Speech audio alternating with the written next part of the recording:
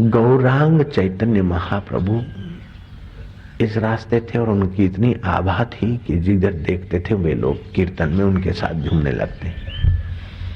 तो बहुत भीड़ हो गई। दत्तात्रेय भगवान के पास भी ये सामर्थ्य था और कृष्ण भगवान के पास था। कृष्ण के पीछे भी लोग लग जाते थे, भंवरे हो जाते थे। तो दत्तात्रेय ने, कृष्ण फिर भाग गए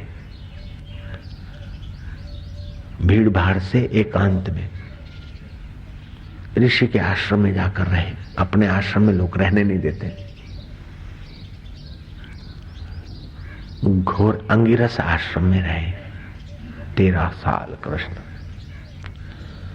उसके बाद जब युद्ध की बागडोर संभाली तो 13 साल का जो उपनिषदों का प्रसाद था वो गीता होकर गूंजा और इतना पावरफुल हुआ। एकांत में कितना सामर्थ्य है जयराम जी की।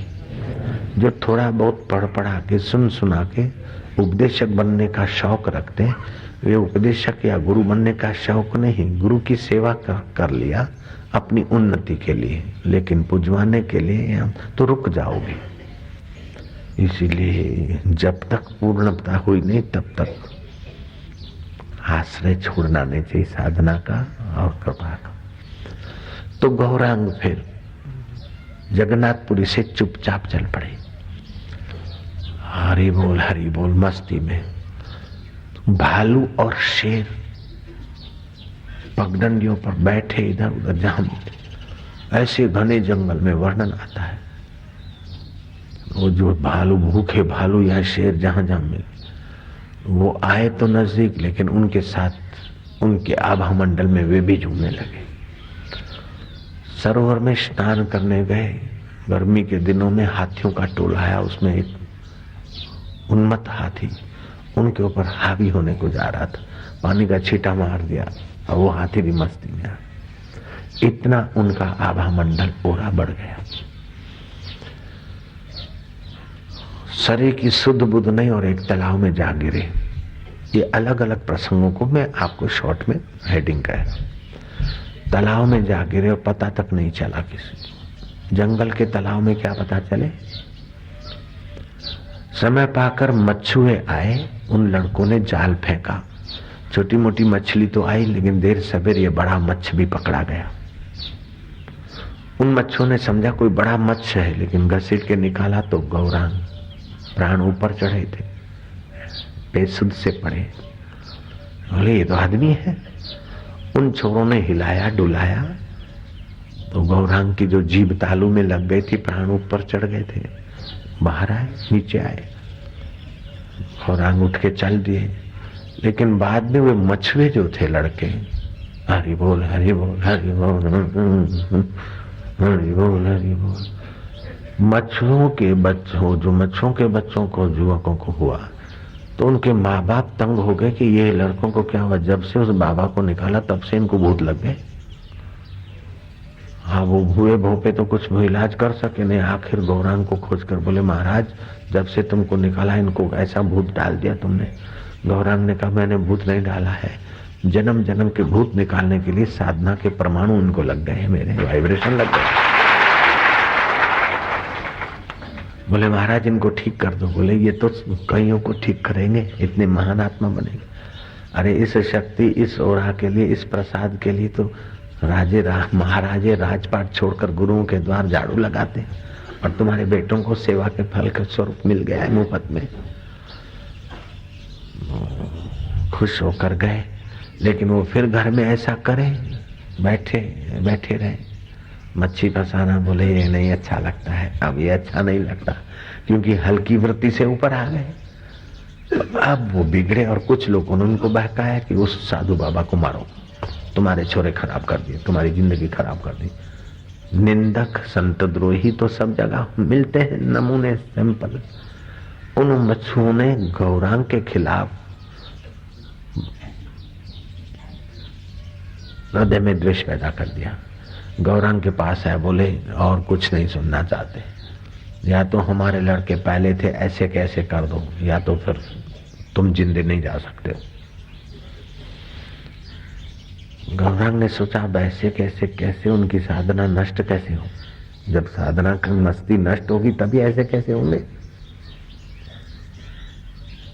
जरा सा शांत हुए तो ज्ञान का खजाना है आत्मा परमात्मा। बोले पापियों के घर का अन्न खिलाओ तो ये जैसे के तैसे हो जाएंगे। बोले महाराज हम मच्छी मारते हैं, हमारे से ज्यादा पापी कौन होगा। बोले जो दान का लेते हैं और ध्यान भजन नहीं करते। दान का लेते तो हैं लेकिन ध्यान भजन नहीं करते, संध्या आदि और मासिक धर्म में होते हुए भी भोजन बनाते और खाते हैं। ऐसे लोगों के घर का भोजन खिला दो। छोटी लाइन पर स्पीड गाड़ी की ब्रॉड लाइन की अपेक्षा कम ही रखनी पड़ती है, नहीं तो गाड़ी बहुत हिलती। और ब्रॉड लाइन पर, बड़ी लाइन पर गाड़ी की स्पीड कितनी भी करो लेकिन जहाज का मुकाबला नहीं कर सकती। तो ऐसा साधना में भी है। तो जो लोग बोलते कि मैं बहुत साधना करूं, जल्दी आगे बढ़ूं, अति करूं, उपवास करते हैं, ये नहीं। माली सींचे 100 घड़ा, ऋतु आए फल हो गई। तो कभी कभी सब प्रैक्टिकल करके ही नहीं होता है। बड़े बूढ़ों की और बुजुर्गों की, संतों की, शास्त्रों की बात से भी मान लेना पड़ता है। सब चीज का प्रैक्टिकल नहीं होता। क्या जहर आदमी को मार देता है तो मारता है कि नहीं, आप चखोगे क्या? जयराम जी की दूसरों की अकल से आपको मानना पड़ेगा। लाइट में उंगली डालने से शॉट लगता है, आदमी मर जाता है, तो क्या आप वो प्रैक्टिकल करोगे? और कई गंदी वस्तुएं हैं, शराब से नशा चढ़ता है, तो क्या आप प्रैक्टिकल करने बैठोगे? अंडा और मांस ऐसा ऐसा होता है, क्या उसका सब प्रैक्टिकल करोगे क्या? नहीं। बड़े बूढ़े बुजुर्गों की सलाह से, अरे गुंडों के जीवन से भी सीखा जा सकता है। एक आदमी, मेरे गुरुदेव बताते थे कि एक आदमी बहुत सज्जन था। उससे पूछा कि तुम्हारा गुरु जी कौन है? बोले हमारे गुरुदेव तो मुख्य। तुम इतने महान कैसे बने? बोले मेरे बहुत गुरु हैं। बोले कोई दिखाओ तो। बोले गया सटोरियों को दिखाया, बोले ये भी मेरे गुरु हैं। बदमाशों को दिखाया, बोले ये भी मेरे गुरु हैं। ये भी। बोले क्यों? बोले ये जो करते हैं इससे पतन हुआ, वो मैं नहीं करता हूँ। ये करने से जो ये बुरे हाल है इनके, वो मैं नहीं करता हूँ। ये भगेड़ू हैं, धोखा दे के भाग जाते हैं, इनकी इज्जत नहीं है, तो मैं धोखा दे के भागने का काम कभी नहीं करता हूँ। ये ऐसे हैं, तो जिस काम से इनका पतन हुआ है वो काम मैं नहीं करता हूं, बस। तो मेरा तो कल्याण है। तो इस प्रकार की अगर अकल है तो छोटे से छोटा आदमी भी महान हो जाएगा। लेकिन जो मनमानी करेगा तो बड़े से बड़े व्यक्तियों को भी मैंने पतित होते देखा। भावनगर से आगे थोड़ा सा एक गुफा और मंदिर था। अरे ये माया जाल, वो गुफा में भाग जाता था। इतना एकांत प्रिय, इतना साधन प्रिय। फिर उधर कई वर्ष रहा, उस जगह को मैंने देखा भी है। बड़ी रुचि साधना में। एक जगह ज्यादा रहने से मन उबा और चला गया गिरनार।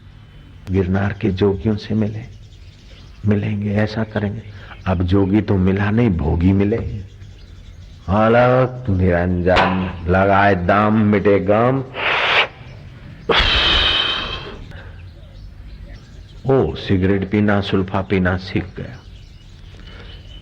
बहुत बढ़िया था। मैं सच बोल रहा हूं कि उसके त्याग, वैराग्य और समझ के आगे नारायण ये कुछ भी नहीं है। सच्ची बात बोलता हूं। फिर भी सावधानी न रही, जरा सा चुका। कवि ने कहा, जैसे लंबी खजूर, चढ़े तो चाखे प्रेम रस, गिरे तो चकनाचूर। वो मनमुख होकर गया, अपना गुरु से सलाह लेता, आज्ञा लेता तो ठीक था। गया और वो आदत पड़ी। अब मुंह क्या दिखाए लोगों को और गुरु को। आत्महत्या करके मर गया। प्रेत होके भटकता होगा बेचारा।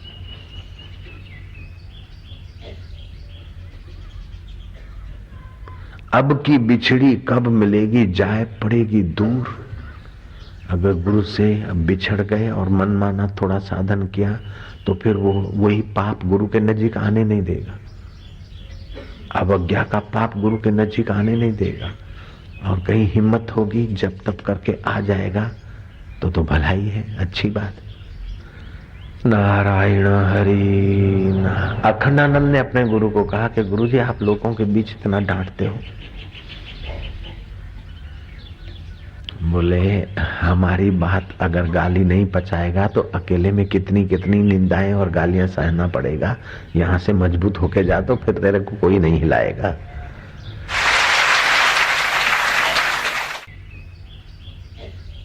जो गुरु की डांट या गुरु की गाली नहीं पचा सकता है तो फिर निंदकों की डांट और निंदकों के अफवाह और निंदकों के लांछन कैसे तुम बर्दाश्त करेगा।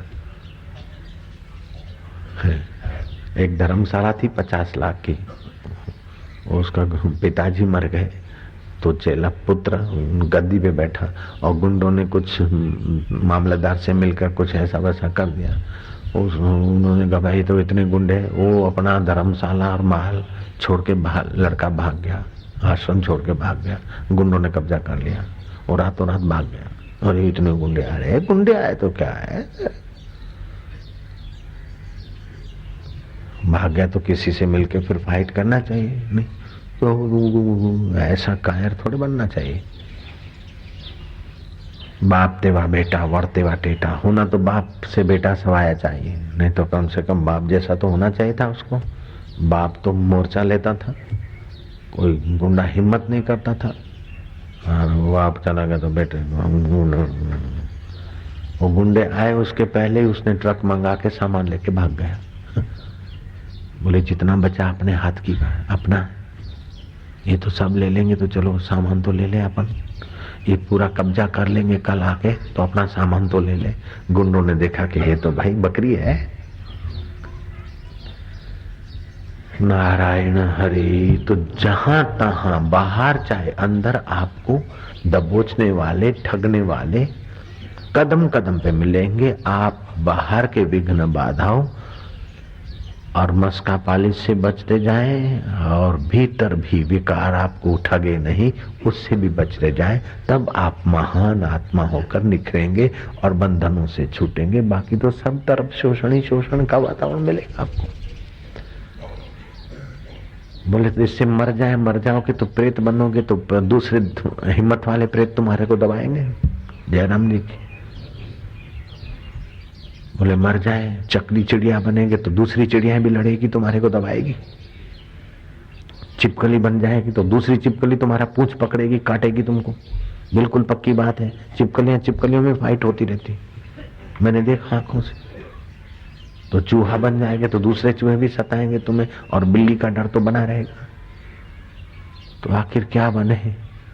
ब्रह्मज्ञानी बनो, उसके सिवा कुछ भी बनोगे तो परेशानी चालू रहेगी। ब्रह्मज्ञानी बनो, ब्रह्म बन जाओ, जो हो उसी को जान लो बस।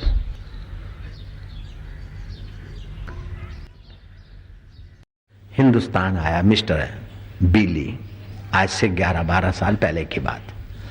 भारत के योगियों को खोजते खोजते हरिद्वार ऋषिकेश हिमालय घूमा, लेकिन योगियों के रूप में कुछ सुल्फे वाले मिले, कुछ अला बांधू बला बांधू छू मंत्र वाले मिले। उसको संतों के लिए जरा ऐसे ही हो गया। किसी ने कहा तुम हिमाचल प्रदेश जाओ, वहां तुमको कोई योगी मिलेंगे। मिस्टर बिली थका उबा हुआ, श्रद्धा तो खो बैठा था। मैं कहता हूं रुपया खो जाए तो हरकत नहीं है, मकान दुकान गहना गांठा खो जाए तो हरकत नहीं है, लेकिन श्रद्धा नहीं खोना चाहिए। अगर उन सिंधु नदी के किनारे के सिंधियों ने श्रद्धा खो दी होती तो आज सिंधियों की सिंधियत नहीं रहती। श्रद्धा थी, भगवान का अवतार भी कर दिया, श्रद्धा नहीं। सब खो जाए तो हरकत नहीं, लेकिन श्रद्धा न खोए। मैंने अभी अभी बताया था कि एक सेठ का गोदाम भभुक भभुक चल रहा है, दुकान भी चल रही है। लोगों ने कहा सेठ तुम्हारा सर्वनाश हो गया। सेठ ने कहा नहीं, सर्व तो मेरा आत्मा मेरे साथ है, जिस मन बुद्धि से मैंने ये सब बनाया वो मेरे पास है, मैं फिर से करूंगा। आग से बचा खुचा थोड़ा सामान और फिर उसने लगाया और फिर वो सेठ बन गया। सर्व तो तुम्हारे पास है, बाहर सर्व क्या है, सर्व तो तुम्हारे पास है। उस सर्व की सत्ता लेकर मन बुद्धि भी तुम्हारे पास है, उसको आग क्या जलाएगी? हाँ, उसको वो राग द्वेष की आग जलाती है, विकारों की आग जलाती है। उस विकारों से और राग द्वेष से रक्षा करने के लिए फिर श्रद्धा रूपी शीतल सरोवर में गोता मारा जाता है। बिल्ली को तो वो सत्संग भी नहीं था, बिल्ली देख रहा है अब क्या करूं, जाऊं इंडिया में कोई जोगी नहीं मिले। ऐसे आमली खाए हुए चेहरे से आकाश की गिद्ध और चील देख रहा था नदी के किनारे। इतने में देखा कि एक साधु, बूढ़ा साधु है और उल्टे बहाव से कुछ मंगा रहा है। ये क्या करता होगा? तो पानी तो यूं बहता है और साधु यूं कुछ कर रहा है। तो उल्टे बहाव से एक मुर्दा खींचकर आया, युवक का मुर्दा था। उस बूढ़े साधु ने मुर्दे को पकड़ के बाहर निकाला। बूढ़ा साधु कुछ मंत्र पढ़ के संकल्प करके लेट गया, सदा के लिए लेट गया और बूढ़ा लेटा और जवान मुर्दा खड़ा हो गया। मिस्टर बिली हैरान हो गया। I found up the great jogi. मैंने खोज लिया ग्रेट जोगी, बड़ा जोगी। उस युवक के शरीर में आए हुए बूढ़े जोगी के जीव ने कहा, तुम क्या चाहते हो? बोले, आप यही बूढ़े जोगी अभी इस मुर्दे के शरीर में आप ही हैं? बोले, हाँ है। झूठ बोलने से तपस्या नाश होती है हम। तो क्या चाहता है? बोले, हमने सुना था भारत के योगियों में संकल्प बल गजब का होता है, पर काया प्रवेश की शक्ति होती है, सब हमने सुना था, आज हमने देखा। लेकिन तुम क्या चाहते हो? उस बिल्ली मूर्ख ने मांगा कि मैं घर छोड़कर बहुत महीने हो गए, मेरी मिसेस क्या करती होगी ये देखना, उसके हाथ की चिट्ठी चाहता हूं। जोगी ने कहा, अच्छी बात है। थोड़ा बातों में लगा, फिर अपने करमंडल में से चिट्ठी निकाल के दिया। चिट्ठी में लिखा था कि एक कोई प्रभावशाली व्यक्ति तो मेरे सामने खड़ा हुआ, तेरे पति के लिए चिट्ठी लिख, जल्दी कर। मुझे प्रेरणा हुई, मैं चिट्ठी लिख रही हूं, मैं घर से फलानी जगह जा रहा हूं, इस स्टेशन से गाड़ी उठी और फलानी स्टेशन अभी थोड़ी दूर है, मैं चिट्ठी लिख रही हूं। जल्दबाजी के कारण हो सकता है कुछ गलती हो, प्लीज एक्सक्यूज मी। पत्नी के अक्षर, रेलवे स्टेशन के नाम, इलाके का नाम। बोले, वास्तव में मन शक्ति कितना काम करती, संकल्प में कितनी शक्ति है, और वो शक्ति सब मनुष्यों के अंदर छुपी है। जिसने जगाई वो महापुरुष। सब बीजों में पेड़ वृक्ष छुपा है, सब बीजों में पेड़ और पौधे छुपे हैं, लेकिन जहां धरती खाद पानी मिला वहां उभरे। सब घट मेरा साईं, खाली घट ना कोई, बलिहारी वो घट की जा घट प्रगट हुई। श्रद्धा से फिर सिर झुकाया। संत ने कहा, और क्या चाहिए, मेरा समय खराब होता है। बोले, आप इस जवान शरीर में कैसे आए, क्यों आए? बोले, मैं साधना करते करते ब्रह्म ज्ञान तक की यात्रा में अभी पहुंचा नहीं हूं, तो फिर मैं मर जाऊं और न जाने कब मेरा जन्म हो, किस घर जन्मूं, और फिर माँ बाप उधर रोकेंगे, नहीं जाओ, ये करो वो करो। अपने मोह माया और स्वार्थ के कारण बेटे बेटियों को माँ बाप रोकते हैं, तो मेरे को भी रोकेंगे। फिर क्या पता साधना का अवसर मिले ना मिले। इसलिए मेरा ये जीर्ण शीर्ण काया, पुराना शरीर मैंने छोड़ दिया और नया कोई युवक का शरीर मिला, मैं उसमें प्रविष्ट होकर बाकी की साधना कर रहा हूं, करूंगा। तुम क्या चाहते हो? उस बिल्ली ने कहा कि मेरी पत्नी ने लिखा कि तुम्हारी बहुत याद आती है, बहुत समय से चले गए हो, प्लीज तुम जल्दी आ जाओ, कम सून एज यू कैन, तुम जल्दी से जल्दी आ जाओ, जितना जल्दी आ सकते हो। तो महाराज मेरे को मेरी पत्नी के यहाँ भेजने की कुछ योग शक्ति का। अब ये नहीं मांग रहा है कि मेरे को मेरे दिल भर में भेजने की योग शक्ति का शक्तिपात कर दो, मेरे दिल में दिल भर का आनंद आ जाए, ऐसा कोई ध्यान की कृपा बरसा दो। नहीं, मेरे को अपनी पत्नी के पास पहुंचा दो। महाराज ने कहा, ठीक है, आंखें बंद करो, आंखें बंद करो, चुटकी देर में खोलना आंख, तुम अपने घर में होगे। आंखें बंद किया, हिमाचल प्रदेश की नदी के किनारे, और आंखें खोली तो हेलन मिसेस के रूम में। ऐसे ऐसे योगी भारत में। ये केवल अभी 11-15 वर्ष पहले की बात नहीं, इससे भी पहले रामा अवतार में हनुमान जामवंत अंगद सीता को खोज खोज के थके थे, भूखे प्यासे। एक पेड़ पर हनुमान ने देखा कि दूर हरियाली दिख रही है, पक्षी दिख रहे हैं, तो जरूर पानी भी होगा। वहां गए तो बड़ा सुंदर आश्रम, आश्रम की अधिष्ठाती स्वयं प्रभा ने पहले ही कह दिया कि तुम राम के दूत हो, सीता जी खोजने आए हो, भूखे प्यासे हो, जाओ फल खा लो, पानी पी लो, फिर आओ। आए तुम आंखें खोल के सीता को खोजते हो कि आंखें बंद करके सही ढंग से खोलते हो? अंगद बोलता, हम आंखें बंद करके क्यों खोजेंगे, हम तो आंखें फाड़ फाड़ के खोजते। स्वयं प्रभा ने कहा, सीता तो राम की अर्धांगिनी है, वो रोम रोम में रमने वाला चैतन्य जो है उसी की वृत्ति सीता है। वो सीता है को खोजना है तो वृत्ति को अंतर्मुख करना पड़ेगा, आंखें बंद करनी पड़ेगी। उल्टी चाल चलते हैं दीवाने, दीदार के लिए बंद करते हैं आंखें। तुम आंखें फाड़ फाड़ के कब तक देखोगे? चलो मैं बताती हूँ सीता कहाँ है। स्वयं प्रभा भारत की कन्या आंखें बंद करके देख लेती कि सीता अशोक वाटिका में। त्रिजटा रावण की नौकरानी है, फिर भी सीता के प्रभाव में सीता की सेविका बन गई। ओहो, लंका दरिया किनारे पहुंचते पहुंचते तो हमारा मुद्दत से भी ज्यादा दिन हो जाएंगे। हम कैसे पहुंचेंगे इतने माइल दूर? स्वयं प्रभा कहती, डरो मत, आंखें यहां बंद करो, मैं चुटकी देर में तुमको दरिया किनारे पहुंचा देती हूँ। रामायण में सीरियल में देखा होगा और रामायण के ग्रंथ में भी देखा, सुना होगा, पढ़ा होगा। ठांडे सकल सिंधु के तीरा, स्वयं प्रभा ने आंखें यहां बंद करवाई, अपने योग शक्ति से दरिया के किनारे भेज दिया। लेकिन ये तो योग शक्ति हुई, ये सारी शक्तियां जहां से आती है वो है आत्मा, परमात्मा।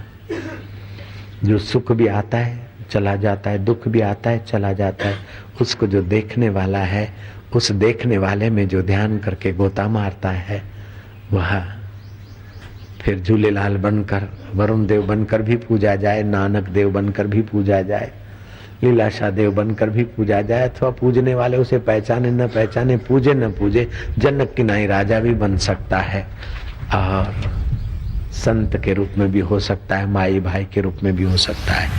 सब घट मेरा साईया, सब घट खाली घटना को, बलिहारी वो घट की, बलिहारी वो घट की, जा घट प्रगट हो, जा घट प्रगट हो, हरि ही ओ।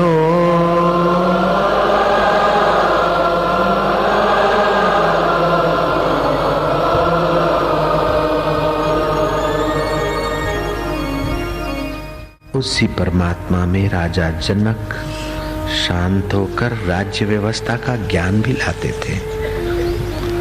उसी परमात्मा में स्थिर होकर वरुण देवता ने सामर्थ्य के कई प्रसंग दिखाए और उसी परमात्मा में गोता मारकर तुम भी अपने मन बुद्धि को स्वच्छ और समर्थ बनाने में आगे बढ़ सकते हो। जैसे मसूड़ों की कमजोरी को दूर करने के लिए टमाटर हितकारी है, डायबिटीज, मधुप्रमेह और नेत्र विकार, रतौंधी की बीमारी में, रात को कम दिखने की बीमारी में भी टमाटर काम करते। चर्म रोग पर भी टमाटर का जूस, टमाटर का स्लाइस काम करता है। रक्त की कमी में भी टमाटर मदद करता है और पित्त के दोष को निवारण करने में टमाटर काम करता है। बदहजमी को दूर करने के लिए टमाटर काम करता है। ऋतु चक्र का परिवर्तन, समस्त सृष्टि का नया रूप, चैत्र मास, ऐसे ही समस्त चित्त वृत्तियों का परिवर्तन का मूल चैतन्य की स्मृति। हे भगवान, हम तेरे हैं, तू हमारा है। हम तुझे नहीं जानते लेकिन तू हमें जानता है। संसार की चाह करने से संसार नहीं मिलता है, लेकिन तुझे चाहने से तेरे प्यारे संत मिलते हैं। देर सवेर तू भी मिलता है। संसार को याद करते करते मरते तो अवगति होती है, लेकिन तुझे याद करते करते मरते तो अमर पद पाते। संसार किसी को मिलता है तो पूरा नहीं मिलता, लेकिन तू मिलता है तो पूरा ही मिलता है। संसार मिलता है तो टेंशन देता है, थकान देता है, उबान देता है, लेकिन तू मिलता है तो शांति देता है, आनंद देता है, माधुर्य देता है। हम तुझी से मिलने के लिए तेरे नाम का आश्रय लेकर तेरा ध्यान कर रहे हैं। और आज पर्व का दिन है, वर्ष का प्रथम दिन। आज मानने वाले लोग जानते हैं, जैसे सुबह का प्रथम दर्शन शुभ देता है, अशुभ दर्शन अशुभ देता है। ऐसे वर्ष का प्रथम दिन शुभ करो तो शुभ का फल शुभ ही शुभ होता है। आज हम परम शुभ करेंगे, और शुभ का शुभ तो तुम भगवान, तेरा नाम, तेरा ध्यान है। हम सब मिलकर तेरा नाम का उच्चारण करके घड़ी भर तेरे ध्यान में डूबेंगे।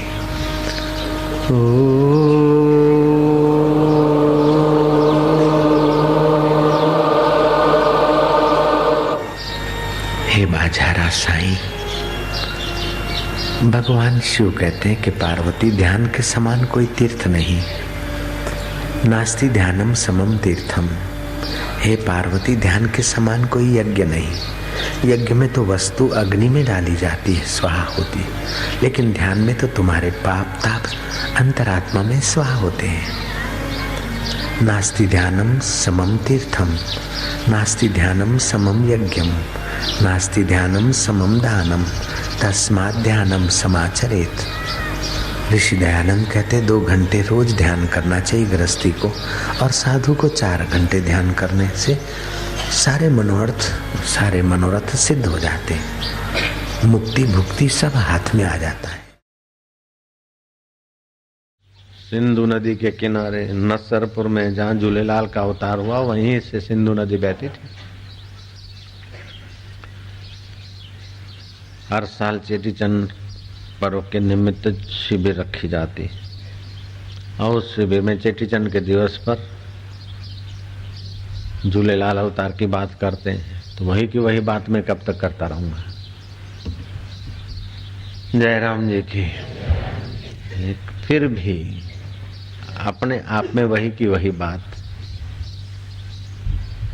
बहुत सुंदर है, बहुआयामी है, बहुत संकेत और बहुत प्रेरणा देने वाली है। किस बात से इतना तो साबित होता है कि मृख ने जब विद्रोह करके राजगद्दी पे बैठ गया, सेनापति मृख, बादशाह मृख हो गया, तो चारों तरफ अपने कट्टरवादियों से घिरा था। वे कट्टरवादी उसे बहकाते थे। इस्लाम को न मानने वाले व्यक्तियों को जबरन इस्लाम मनाओ, अगर नहीं मानते हैं तो फिर उनकी जमीन जागीर मिल्कत जब्त कर लें, और जो ज्यादा हिम्मत वाले हैं उनकी खुलेआम कत्ल करवाएं, ताकि दूसरे डर जाएंगे और हमारे मजहब में आ जाएंगे। मृख ने, जैसे औरंगजेब ने अपनी दुष्टता का रूप दिखाया, ऐसे मृख ने संवत्सर 1007 की बात है, मृख ने अपना रूप दिखाया।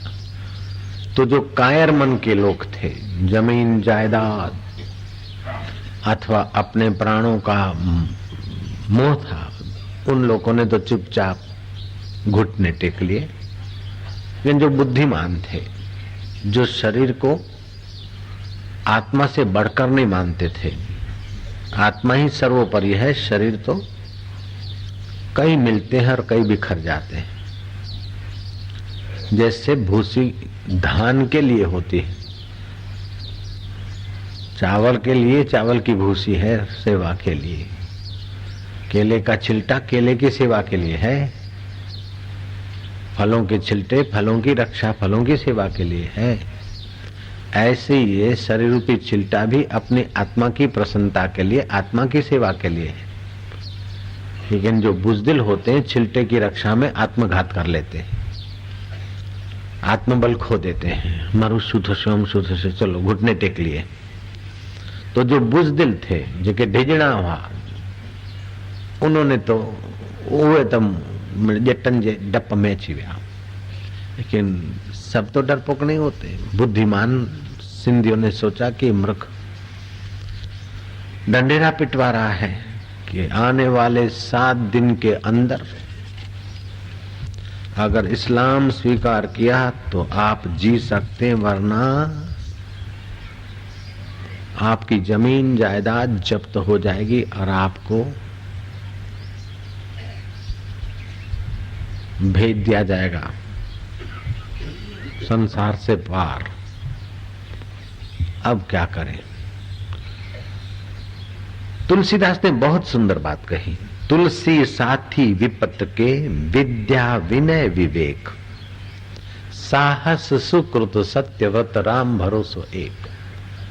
ऐसा कोई मनुष्य नहीं है कि जिसके जीवन में कोई आपदा विपत्ति या उतार चढ़ाव का जर्क न आए।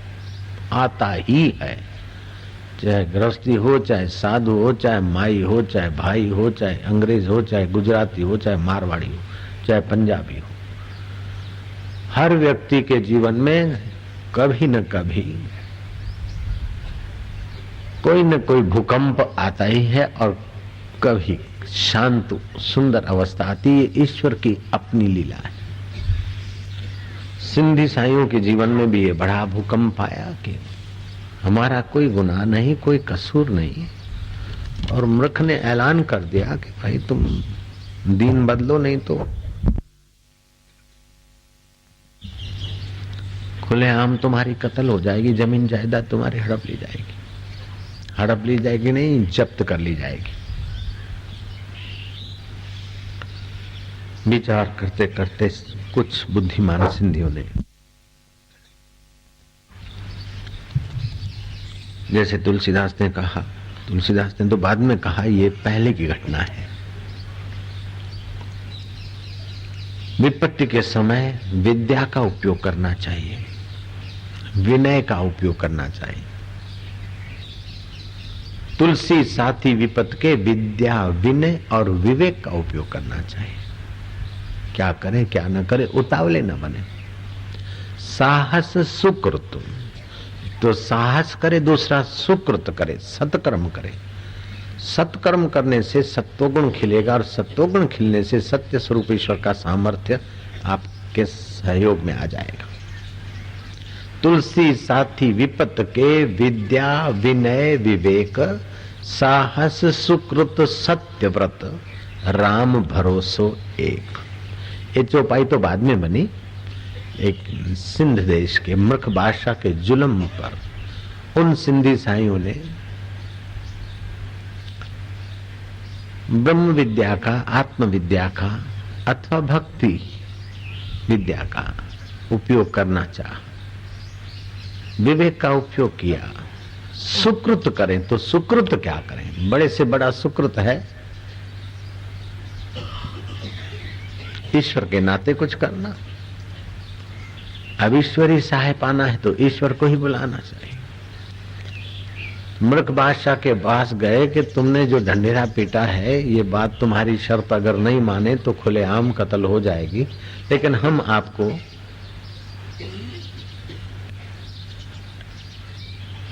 विनय युक्त कहना पड़ा। हम आपको एक प्रार्थना करते हैं कि आप हमें 7 दिन की मोहलत दे, बाद में आप ऐलान का अमल करवाएं। 7 दिन के बाद आप निर्णय लें। ये कायदा जो आपने अभी जारी किया है, इसको 7 दिन और थोड़ा सा मोहलत हमको 7 दिन की दे दी। मुल्ला मौलवी काजियों ने कहा होने दो इन सिंधियों का, 7 दिन में क्या होता है, अपनी जीत है, खुदा खैर करे, बंदा लहर करे, फलाना, ताली मत ठोकना। 7 दिन की मोहलत मिल गई। सिंधी साईं सिंधु नदी के किनारे, वो सिंधु उदधी, सिंध दरिया सागर। सुना था कि जल में थल में सर्वत्र भगवान है, तो आज सर्वत्र भगवान है। फिर दूर तक निगाहें जाए उस भगवान की याद में से दरिया शाह। वरुण देवता की तो पूजा ठक्कर जाति के लोग पहले से ही करते थे, अपना इष्ट देव मानते थे। समुद्र खेड़ू भी दरिया की पूजा करते थे। जलानाम सागरो राजा, और नदियों के गंगा यमुना नदी से भी सागर दर्शन और ज्यादा आह्लादित करता है, पुण्यमय माना जाता है। तो चलो दरिया के किनारे उस दरिया शाह को पुकारे। अभी विज्ञान बोलता है कि शब्द के पीछे आकृति का प्राकृतिक संबंध है। शब्द के पीछे आकृति का प्राकृतिक संबंध है और शब्द का बड़ा प्रभाव पड़ता है। ये कल आपने सुना, तानसेन को मजबूर किया गया दीपक राग गाने को। तानसेन ने टाला, लेकिन अकबर को बहकाने वाले सफल हो गए। अकबर ने जबरन गवाया तो दीपक राग के प्रभाव से सबके शरीर में जलन पैदा होने लगी, सब तप रहे। अकबर को भी वहां से भागना पड़ा और तानसेन की तो वो दुर्दशा हुई कि सारा शरीर आग में जल रहा है, ऐसा ऐसा। घर भागे और अपनी बेटी को कहा मेघ गीत गाने को। तब जाकर तपन शांत हुई। शब्द में तपन पैदा करने की भी शक्ति है और शीतलता पैदा करने भी। अभी गाली दे दूं तो तपन पैदा हो जाएगी और अभी आपको धन्यवाद कर दो शब्द कह दूं शीतलता पैदा हो जाएगी। ये तो है, लेकिन और भी शब्दों का बहुत प्रभाव पड़ता है। इसी शब्द के उपासना से निर्गुण निराकार साकार भी हो जाता है। उन सिंधी भाइयों ने, किसी ने मृदंग लिया तो किसी ने झांझर ली, तो किसी ने कुछ उठाया, किसी ने माला उठाई, किसी ने गीता उठाई तो किसी ने कुछ शास्त्र, किसी ने किसी ढंग से दरिया के किनारे आकर सामूहिक प्रार्थना आराधना करने का संकल्प किया।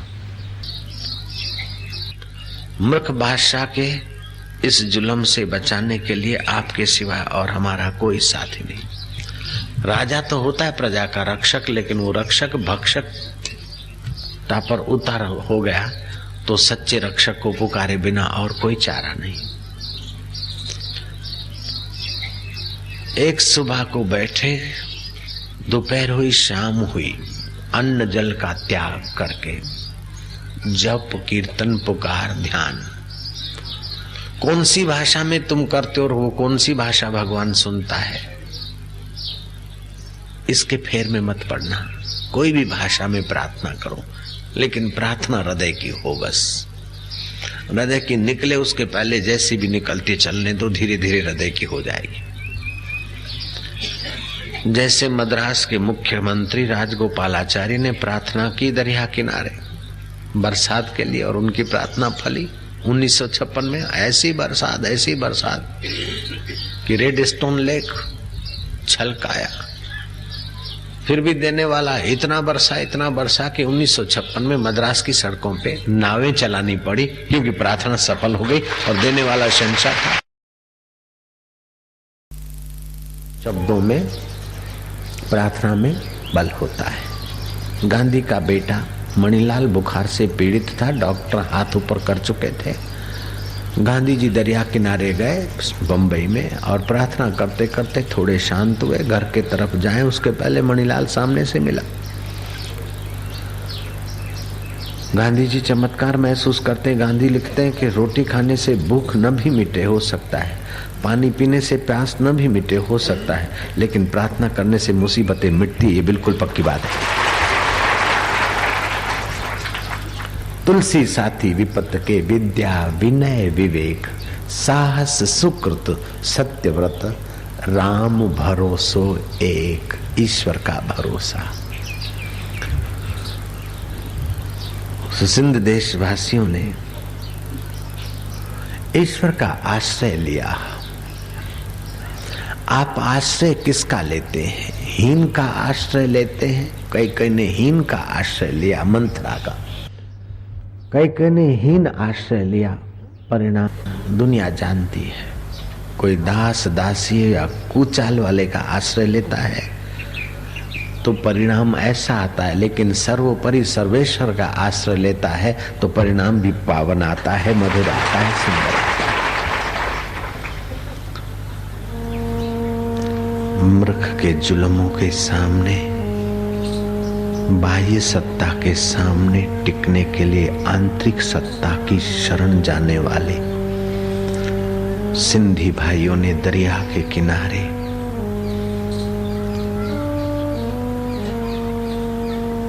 अन्न जल का त्याग करके उपवास का आश्रय लिया।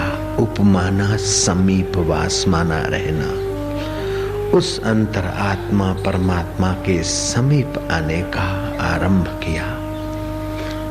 सुबह में से दोपहर, दोपहर से शाम, रात, फिर दूसरी सुबह हुई, दोपहर, शाम, सूरज ढला, लेकिन उनका श्रद्धा, उत्साह, भक्ति नहीं ढली। इरादा पक्का तो परिणाम पक्का। तीसरे दिन का सुबह हुआ, दोपहरी हुई, सूर्य मध्याह्न को जाए उसके पहले उन उपासकों के जीवन का सूर्योदय हुआ। उस दरिया में दरियाई तूफान से भी अद्भुत ढंग से बड़ी उथल पुथल दिखाई थी, और उस उथल पुथल की वह ऊंचाइयों को छूने वाली तरंगों में से प्रकाश पुंज एक युवराज मानो घोड़े पर आ रहा है, खूब सैन्य। फिर कहीं देखा कि मत्स्य पर बुजरक। इस प्रकार का अलौकिक अवतरण का संकेत बुजरक लोग समझ गए। शब्द के पीछे आकृति का प्राकृतिक संबंध अभी विज्ञान मानने लगा, लेकिन 1000 वर्ष पूर्व भी उन उपासकों ने, 5000 वर्ष पूर्व उन उपासकों ने कृष्ण को प्रकट किया था। 1000 वर्ष पूर्व सिंध के उपासकों ने झूलेलाल को प्रकट किया। अवतार ऐसे ही नहीं होता है। बहुत हृदय एक साथ जब संकल्प करते हैं, तब परात पर ब्रह्म परमात्मा की शक्ति अवतरित होती है। अनेक शुभ संकल्पों को वाचा देने के लिए, अनेक शुभ संकल्पों को सफल बनाने के लिए जो चैतन्य विशेष अवतरित हो उसे अवतार कहा जाता है। वसुदेव देवकी के घर नंदन जैसे अवतरित हुए, ऐसे रत्नानी के घर मां देवकी के कुख से अवतार, होनहार अवतार ने कहा कि तुम जुल्मियों से डरो मत, दबो मत। मृग को जाकर कहो कि हमारा प्रभु हमारा रक्षक है, वो तुम्हें अपने आप मिलेगा और तुम्हें थोड़ा धैर्य रखना होगा। वह प्रकाश पुंज अवतार सद प्रेरणा देकर अंतर्धान हो गया। नस्सरपुर सिंधु नदी के किनारे मां देवकी के यहाँ बालक के आगमन के पूर्व चिन्ह दिखाई दिए। आसमान बादलों से घिरा था, मंद मंद हवाएं चल रही थी। पक्षियों की सुंदर किलहोल के बीच उस सिंधु नदी की किलहोल ने भी कुछ रुख बदला। लोगों ने देखा कि वही लंबी श्वेत दाढ़ी पर, मच्छ पर सवार, हाथ से अभय वरदान देता हुआ वह देव फिर प्रकट हुआ और संकेत समझ गए कि मैं यहीं आया हूँ। जैसे वसुदेव देवकी के यहाँ भगवान नारायण प्रकट हुए और फिर नन्हे मुन्ने बालक के रूप में वसुदेव उन्हें उठाकर गोकुल ले जा रहे, ऐसे ही रत्नानी ने उस बालक को गोद में उठाया, स्नेह किया। मूर्ख बादशाह को पता चला और वजीर आहा को गुलाब के फूल में जहर भर कर दिया और जाओ बच्चे का निधन कर दो। जैसे कंस ने पुतना को भेजा कृष्ण को मारने के लिए, ऐसे ही झूलेलाल भगवान को झूले में आते ही पुष्प सुंघाकर मार डालने के लिए वजीर को भेजा गया। वजीर जो फूल सुंघवाता है त्यों उस बालक ने मृग के भेजे हुए हा को ऐसी तो ठोडी पर लात मारी, मूर्छित सा होकर पड़ा रहा और उस दशा में देखता है कि चारों तरफ जल जल और मृग बादशाह क्षमा याचना कर रहा है और विजयी हो गए ये बालक। अभी अभी युवराज हुए, बड़ा सैन्य, जो कुछ अवतार लीला होने वाली थी वो उसने मूर्छा की दशा में देख ली। नई का सा मुंह लेकर वो अपने बादशाह सलामत को क्या सुनाऊंगा चिंता करता हुआ राज दरबार की ओर पहुंचा। सुबह जो राज दरबार में गया तो मृग बोलता है कि तुम क्या मुझे बताओगे? मैंने सारा इसरार देख लिया। वो युवराज, वो बालक युवक के रूप में आया और मैंने उसे बंदी बनाना चाहा और जो बंदी बनाने गए हमारे सैनिक तो उसने अपना करिश्मा दिखाया। मैं और मेरे सैनिक मानो दरिया में डूब रहे हैं। हमने उनसे क्षमा याचना की कि हे पीरों के पीर, गुस्ताखी माफ हो और आपके हिंदुओं को कह दो कि इस्लाम स्वीकार कर ले। तब उस पीर ने कहा कि हर मनुष्य की अपनी अपनी रुचि के अनुसार उपासना उसका कल्याण करने में सक्षम है। तुम्हें धर्मांध बनाने के जो षड्यंत्र कर रहे हैं उन लोगों से बचो। राजा को विशाल हृदय होना चाहिए। हिंदू और मुसलमान सब तुम्हारी प्रजा है। राग द्वेष छोड़कर समता से सबका पालन करो। मुझे सीख दी, मैंने उनसे माफी मांगी। अब तुम चुपचाप जो अपना ढंढेरा पिटवाया है उसको भूल जाओ। हिंदुओं से विषमता बरतना छोड़ दो। इस प्रकार मृग ने बताया।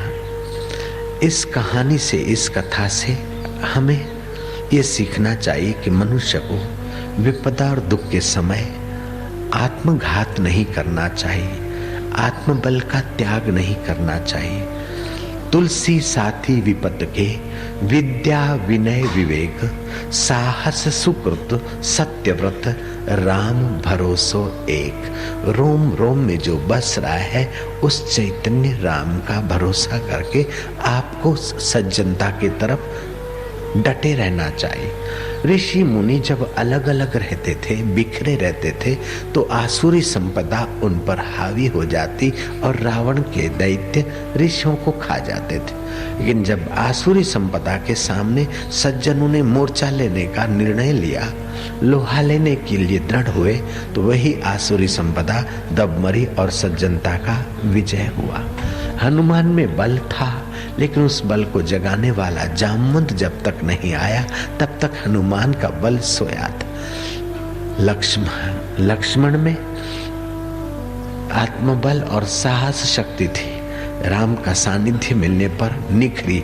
ऐसे ही तुम सनातन राम की संतान हो, ध्यान करके उस राम का सानिध्य पाओ, तुम्हारा बस साहस, शक्ति और योग्यता निखरे। ये पर्व तुम्हारी योग्यता निखारने के लिए। सुंदर अवसर आते हैं, पशु खा पी कर समय बिता देते हैं, पक्षी किल्लोल करके गाकर सुंदर अवसर बिता लेते हैं, दैत्य दंगल करके सुंदर अवसर बिता देते हैं। लेकिन मनुष्य सुंदर पर्व और सुंदर अवसर को परम सुंदर की याद करके परमात्मा तक की यात्रा का मार्ग खोज लेता है। यह सुंदर पर्व कुछ लोग बोलते सिंधी भाइयों का त्योहार है, मैं तो कहूंगा मानव मात्र का त्योहार है, क्योंकि मानव ने अपनी चेतना को जगाया। चैत्र शुक्ल प्रतिपदा, ये चैत्र मास की प्रतिपदा को ब्रह्मा जी ने सृष्टि बनाने का आरंभ किया था, ऐसा ब्रह्म पुराण में आता है। इसी दिन भगवान का मत्स्य अवतार हुआ था, ये शास्त्रों में आता है। और महाराष्ट्र में इसी दिन का बड़ा महत्व मनाया जाता है, इसे गुड़ी पर्व बोलते हैं। आज के दिन ही राम ने बाली की मुसीबतों से प्रजा को बचाने के लिए बाली का वध किया था और प्रजा सफल दिन मनाने के लिए पताकाएं झंडे झुलाती थी। और झंडों को महाराष्ट्र भाषा में गुड़ी बोलते, इसको गुड़ी पर्व मनाया जाता। राम ने बाली को ठिकाने लगाया और प्रजा को मुक्ति दी। ऐसे झूलेलाल ने दुष्टता भरे शासन को ठिकाने लगाया और सिंधी साइयों को साहस और स्नेह के संचार करने की प्रेरणा दी। जल और ज्योति की उपासना बताई। जल जैसा द्रवित तुम्हारा स्नेह भरा व्यवहार हो और ज्योति जैसा प्रकाशमय तुम्हारा जीवन हो। जल और ज्योति की उपासना। हमारा शरीर 5 भूतों से बना है और महत्वपूर्ण 5 भूतों में जल और ज्योति माना जाता है। अगर ज्योति न हो, सूर्य न हो तो हमारा सूर्य वहां ठंडा हो जाए तो वैज्ञानिक कहने को नहीं रहेंगे कि सूर्य ठंडा हो गया, आप अपनी व्यवस्था करिए। नहीं, हम सूर्य से जुड़े हैं और सृष्टि का बीज जल है। जल के बिना जीवन नहीं है। जल से ही अन्न पैदा होता है, अन्न से ही जीवन चलता है। तो जल और ज्योति की उपासना अर्थात बुद्धि शक्ति के मालिक देव सूर्य है, सूर्य उपासना। और मन के मालिक देव चंद्र है, अर्थात मन बुद्धि को स्वस्थ रखे।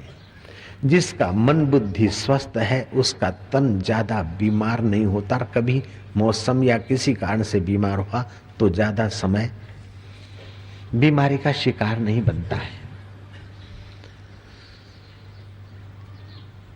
विज्ञानियों ने निष्कर्ष निकाला है कि बीमारियां 10 से 15% ही होती हैं, बाकी तो मानसिक और बौद्धिक बीमारियां ही मनुष्य जाति का गला दबोचती है।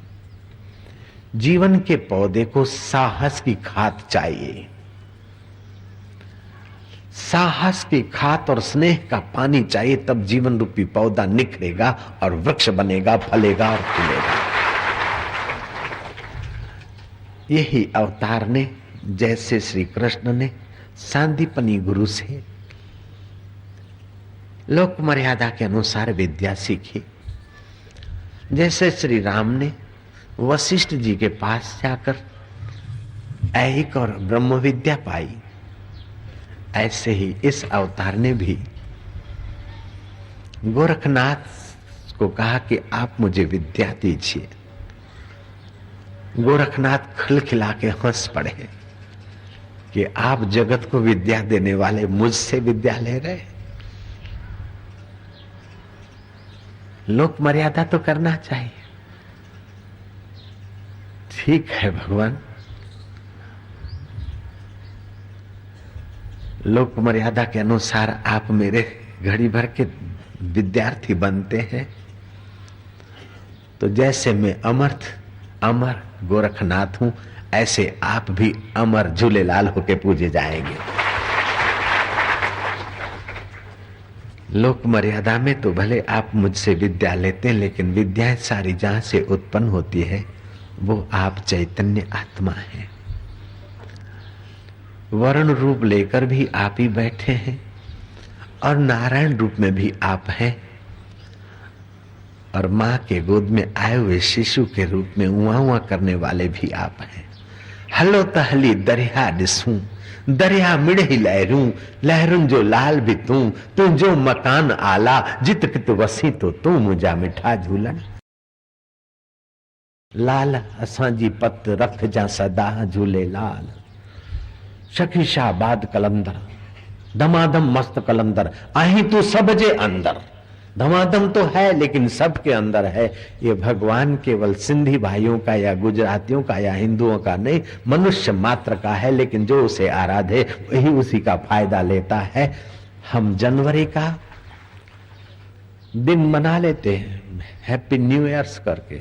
ऐसे हमारे देश में बहुत जातियां, बहुत धर्म, बहुत संप्रदाय वाले निशंक रूप से जीते। ईसाईयत का यूरोप में प्रचलन नहीं हुआ था, ईसाइयों के साथ खूब मारपीट और तूफान हो रहा था, तब भी भारत ने ईसाईयत को भी वेलकम किया। इस्लाम का इतना प्रचार प्रसार नहीं हुआ, फिर भी भारत ने सबको अपने अपने ढंग से उपासना करने में सहमति और स्नेह दर्शाया। ये विशाल भारत कहता है कि रूप अनेक नाम अनेक, लेकिन सब में बसने वाला एक का एक छोटा सा भजन। हलो तो हली दरिया दिसूं, चलो तो दरिया देखें, दरिया मिड़े लहरूं, लहरूं जो लाल भी तू, तेरा मकान आला जित कित वसी तो तू। हलो तो हली आसमान देखूं, आसमान मिड़े तारा, तारन जो चंड भी तू, तेरा मकान आला जित कित वसी तो तू। ચાલો તો આસમાન જોઈએ, આકાશ જોઈએ, આકાશમાં બધા તારલા અને તારલાનો ચંદ્રમા પણ હે પ્રભુ તું। ચાલો તો દરિયા જોઈએ, દરિયામાં બધી લહેરીઓ અને લહેરીઓનો લાલ પણ તું। હલો તો હલી બજાર ડીસું, ચાલો તો બજારમાં જઈએ, અज्ञा हली पशु आगे जाकर देखे। बाजार में मिले आदम, आदम का दम भी तू, आदम जो दम भी तू, तू जो मकान आला जित कित वसू तो तू। हलो तो हली किस्ती दिसूं, नावड़ी જોઈએ। हलो तो हली किस्ती दिसूं, अज्ञा हली पशु, किस्ती में मिले राहिब, राहिब जो रब भी तू, तेरा मकान आला जित कित वसी तो तू।